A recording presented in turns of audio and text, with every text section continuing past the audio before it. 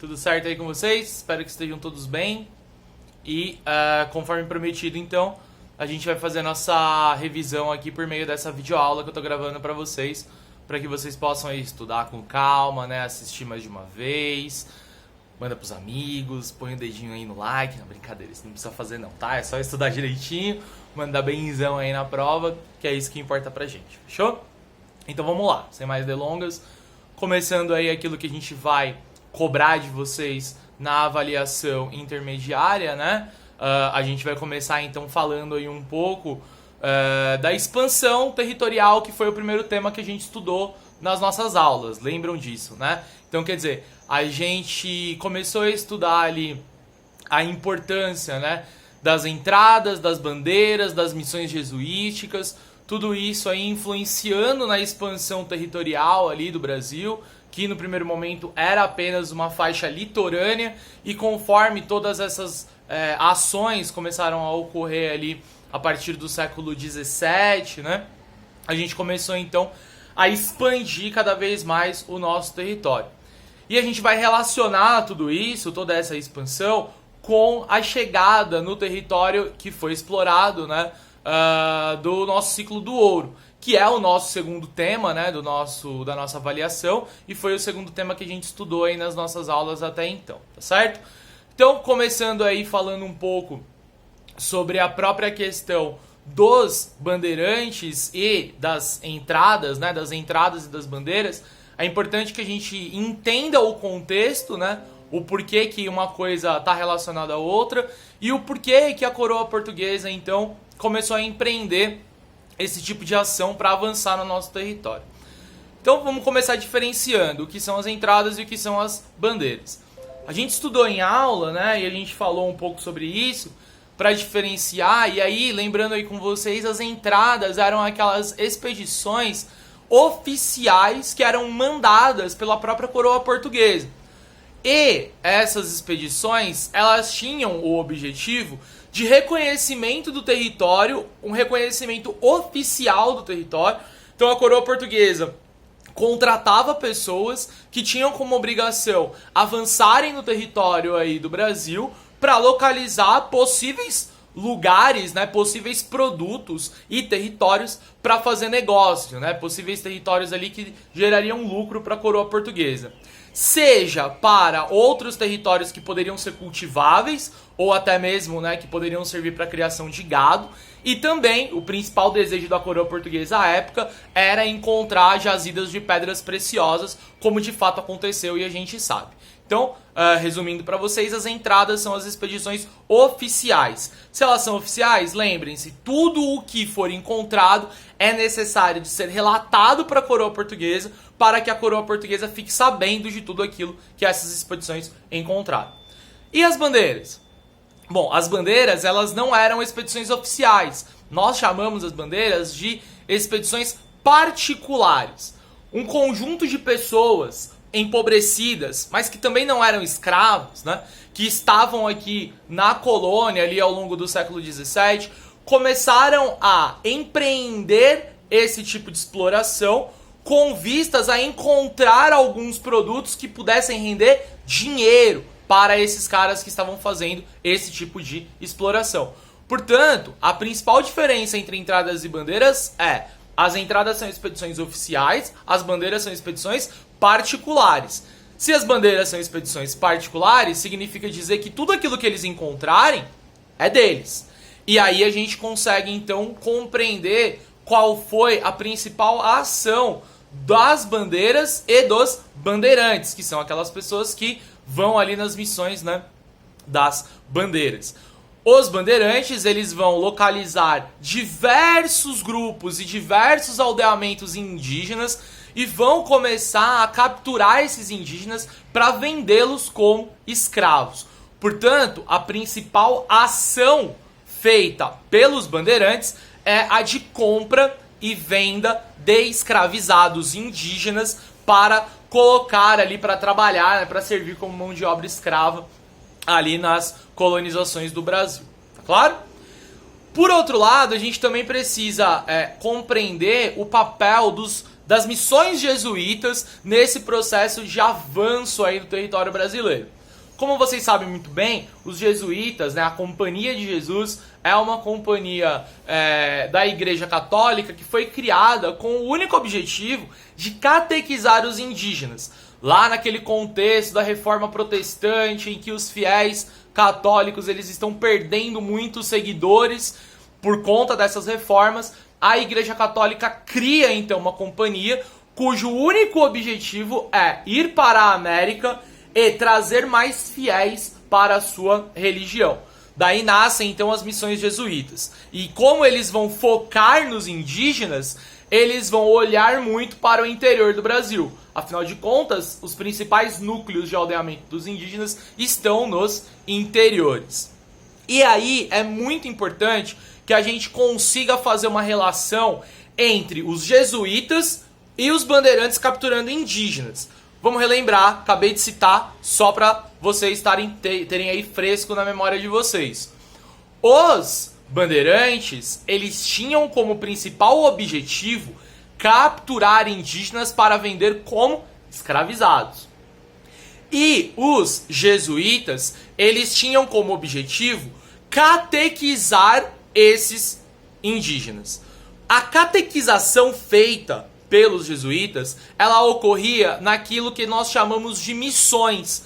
E essas missões, normalmente, elas estabeleciam ali um novo aldeamento, ou seja, uma espécie de cidadezinha ali, onde os jesuítas reuniam todos os indígenas que eles encontravam e ensinavam a língua portuguesa, ensinavam aspectos do trabalho e catequizavam esses indígenas. Uma vez que esses jesuítas tiram os indígenas do seu habitat natural, acaba ficando mais fácil para as ações dos bandeirantes. Por quê? Onde é mais fácil atacar? No interior? No meio do mato? Onde os jesuítas... Aliás, desculpem. Onde os indígenas conhecem o habitat e podem fugir a qualquer momento? Não. É muito mais fácil atacar as missões jesuíticas, onde os indígenas já estão ali, de uma certa forma, controlados pela atuação dos jesuítas. Portanto, nós temos uma relação muito direta entre os bandeirantes que atacavam esses aldeamentos dos jesuítas para capturar esses indígenas e vender como escravos. Tá claro? Todas essas três ações, das entradas, das bandeiras e das missões jesuíticas vão avançar o nosso território mais para o interior. Então, se no século XVI, no começo dos anos 1500, o Brasil é só uma faixazinha litorânea, no final do século XVII, no início do século XVIII, o Brasil já começa a ganhar os contornos das fronteiras como nós conhecemos hoje. E quem foi responsável por tudo isso? As entradas, as bandeiras e os jesuítas. E o cachorro aqui do lado tá latindo. Eu desconfio que o cachorro começou a latir aqui para me avisar que nós não podemos esquecer que foi a partir desta expansão para o interior que se encontrou ouro aqui no Brasil. Portanto, nós também devemos tanto a ação das entradas, dos jesuítas e das bandeiras, a localização das jazidas de ouro que vão ser encontradas aqui logo no começo do século XVIII, nos anos 1700, ali na região de Minas Gerais. E se nós temos a importância desses três grupos que a gente já citou, nós não podemos deixar de falar que quem foi responsável por localizar as primeiras grandes jazidas de ouro no território brasileiro foram os bandeirantes. E vocês lembram que os bandeirantes eles não tinham compromissos com a coroa portuguesa. Eles tinham expedições particulares. E foram esses caras que chegaram ali em 1702, 1701 aproximadamente, na região onde hoje é a cidade de Tiradentes, lá na gloriosa Minas Gerais, viva Minas Gerais, saudades de Minas Gerais inclusive, vem vacina pra gente poder ir pra Minas. E ao encontrar o ouro, um conflito se instaura. Por quê? Porque quando os bandeirantes encontram o ouro, é o primeiro na fila do controle remoto aí na casa de vocês. Eu sei que isso acontece, não acontece? Cheguei primeiro, eu que vou decidir o que vai assistir. Só que esse pensamento dos bandeirantes ele acaba entrando em choque com o pensamento da coroa portuguesa. A coroa portuguesa vai perder depois de 2 séculos aí atrás de ouro, atrás de metais preciosos. Ela vai perder a oportunidade de explorar? Não vai. Começa então um conflito, uma guerra que nós chamamos de Guerra dos Emboabas. A Guerra dos Emboabas nada mais foi do que um conflito entre os bandeirantes que conheciam as línguas indígenas e aprenderam que a palavra emboaba significa o estrangeiro, aquele que está de fora. E esses bandeirantes começaram a disputar, a rivalizar, a guerrear contra membros da coroa portuguesa que queriam, eles sim, explorar o ouro. Portanto, a Guerra dos Emboabas é um conflito entre os bandeirantes que encontraram o ouro e os membros da coroa portuguesa, estrangeiros que estão de fora, por isso, emboabas. O que eles disputavam? O controle dessa exploração do ouro. Os membros da coroa portuguesa, muito mais fortes, acabam saindo vitoriosos desse conflito e, como nós muito bem sabemos, vai ser a coroa portuguesa que vai ter a primazia, que vai ter o monopólio dessa exploração. Vão ser eles, os membros da coroa portuguesa, que vão poder ali organizar essa exploração do ouro, tá ok? A gente vai falar daqui a pouquinho da exploração do ouro, dos impostos e tudo mais. Só não posso deixar de citar 2 coisas com vocês. Meu cachorro não me lembrou, ele parou de latir. Quer dizer, nem é meu, mas é do meu vizinho e a gente tem uma relação aí conturbada. Às vezes ele late à noite, mas eu gosto dele, a gente não sabe como lidar, mas tudo bem. Ele não me lembrou agora, mas eu estou lembrando, e eu preciso lembrar cada um de vocês, que além dessa questão e desse conflito existente ali, né, entre bandeirantes e membros da coroa portuguesa, toda essa expansão do território, ela também envolve uma série de conflitos entre os membros das entradas, os membros das bandeiras e os indígenas. Um outro conflito começa a surgir ali, que é a chamada, né, Guerra dos Bárbaros. Os portugueses, né, calcados em muito preconceito, numa visão extremamente eurocêntrica, né, apontada ali pelo que eles entendiam como era a civilização, chamavam os indígenas dos bárbaros. E os indígenas que não aceitavam, né, ou serem catequizados, ou começarem a trabalhar ali para a coroa portuguesa, eles começaram a ser chamados de bárbaros. E a gente tem uma série de conflitos em decorrência dessa expansão. Portanto, entradas, bandeiras e missões jesuísticas, ao avançarem para o interior, ao entrarem em contato com esses indígenas, acabam gerando ali uma série de guerras, uma série de conflitos, tá? E o segundo aspecto que nós também não podemos deixar de citar quando a gente fala dessa expansão é a importância da pecuária. Vocês estão lembrados que a gente viu até uma imagem, né, para analisar a importância da pecuária nessa expansão. Por que a pecuária é importante na expansão do território brasileiro? 2 motivos. Primeiro, vai ser a própria pecuária, né, a criação de gado bovino, que vai começar a expandir esse território. Afinal de contas, você vai levar essa produção mais para o interior. A cana-de-açúcar é cultivada ali na região litorânea. Não dá para você colocar cana-de-açúcar e pecuária no mesmo espaço. Portanto, para onde você leva essa pecuária? Mais para o interior. Portanto, a pecuária também tem uma relação direta com esse processo de expansão territorial, que é o primeiro tema da nossa prova. E o segundo? Meu cachorro não vai falar do segundo? Não quis falar do segundo, não. Mas eu falo, fiquem tranquilos. O segundo assunto da nossa avaliaçãozinha, meus amores e minhas amoras, é o ciclo do ouro no Brasil. E falar do ciclo do ouro no Brasil, o primeiro aspecto a gente já tratou, quem encontra. Por que se encontra? Porque nós temos as missões de entradas e bandeiras para avançar o território. E os bandeirantes são aqueles responsáveis por encontrar o ouro. Já falamos disso, não vou mais citar, porque senão o vídeo fica longo e aí vocês não vão aderir, eu não vou ter engajamento, eu não vou ganhar dinheiro com o YouTube. Mas não é isso que eu tô preocupado, eu só tô brincando. Tem vontade de ser um youtuber famoso? Quem não quer ganhar os recebidinhos, né? Se eu fosse um youtuber famoso, eu não teria gastado a bala que eu gastei pra comprar esse meu videogamezinho aqui. Mas tudo bem, não tem problema. O que me importa é que vocês aprendam. Portanto, Se nós já falamos desse primeiro aspecto do ouro, a gente precisa falar de outros 3. Primeiro, os impostos. Como são organizadas pela coroa portuguesa essa exploração? A coroa portuguesa só ganha dinheiro com a exploração do ouro no Brasil via cobrança de impostos. Nós sabemos que as casas de fundições organizam tudo aquilo. Nós sabemos que todo o ouro que é explorado no território das Minas Gerais precisa ir para a casa de fundição, porque se ele não circular em formato de barra de ouro, diria o Silvio Santos que vale mais do que dinheiro, com o símbolo da coroa portuguesa, ele é contrabando. Então toda vez que você sai da sua mina de exploração de ouro, você precisa levar esse ouro na casa de fundição. E é na casa de fundição que você tem a cobrança dos 2 primeiros impostos que nós temos no ciclo do ouro. O primeiro deles, o quinto. 20% ou a quinta parte, por isso o nome, o quinto, é de imposto para a coroa portuguesa. Portanto, o primeiro imposto cobrado ali no ciclo do ouro é o quinto, tá claro? Cobrado onde? Na casa de fundição, aonde vai se levar lá o ouro para ele ser transformado de um ouro em pó em ouro em barra.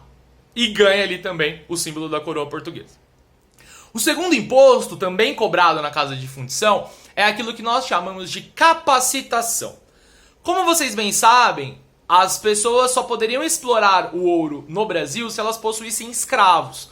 E a capacitação é justamente uma cobrança de imposto em cima da quantidade de escravos que você possui.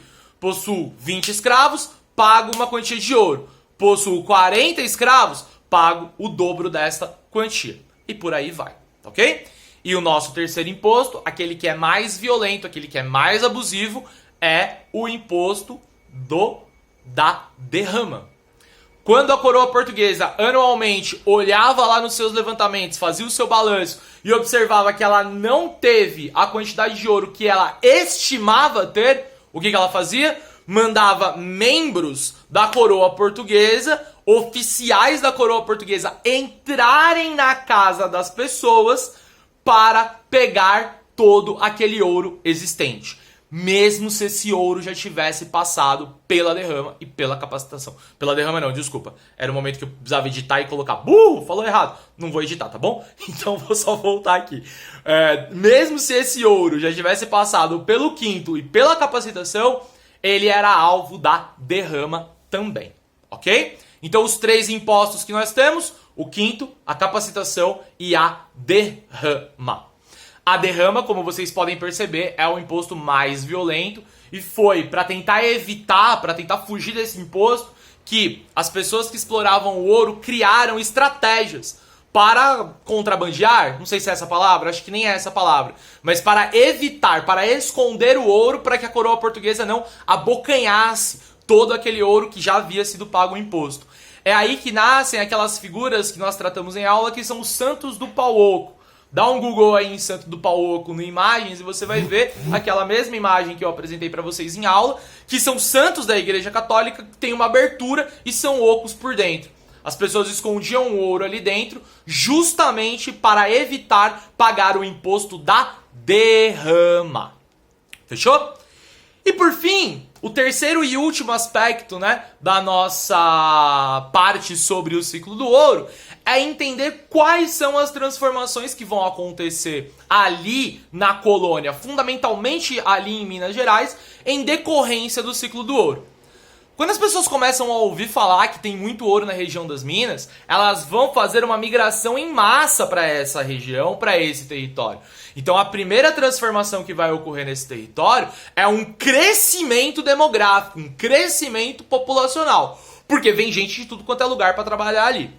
Primeiro. Segundo aspecto, a atividade do ouro é uma atividade muito mais complexa do que a atividade do açúcar.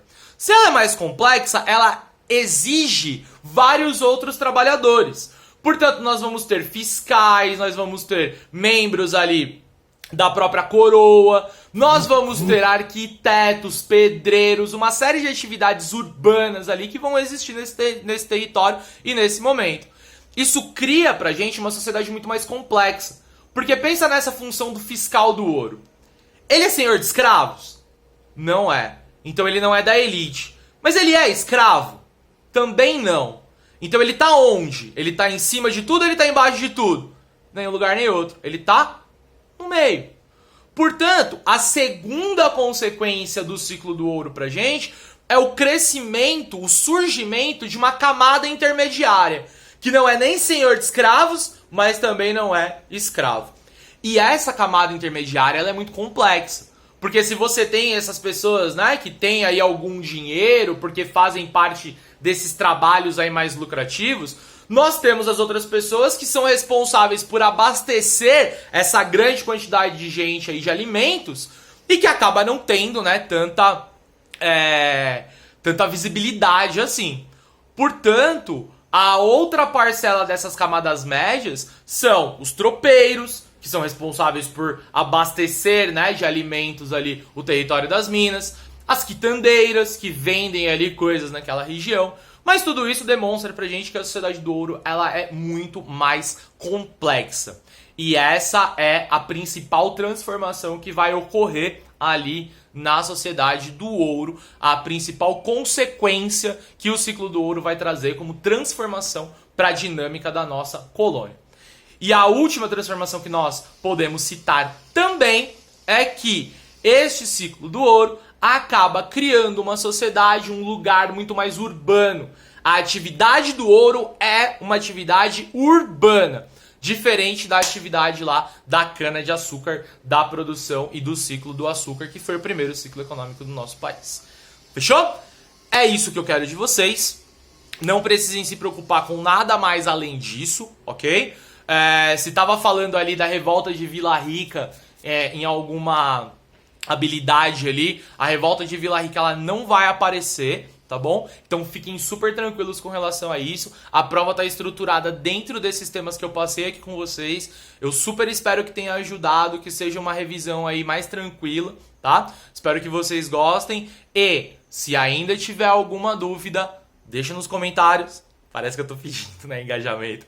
Não é nos comentários do YouTube não, gente, pelo amor de Deus. É nos comentários abertos aqui dessa postagem, porque aí eu consigo ver as dúvidas de todo mundo, respondo pra vocês e vocês vão arrasar nessa prova, porque é o que vocês fazem de melhor. Vocês arrasam com o meu coração, porque vocês são maravilhosos. E vocês arrasam, porque vocês são incríveis. Um beijo pra vocês, galerinha. Bons estudos, é tudo nosso e nada deles.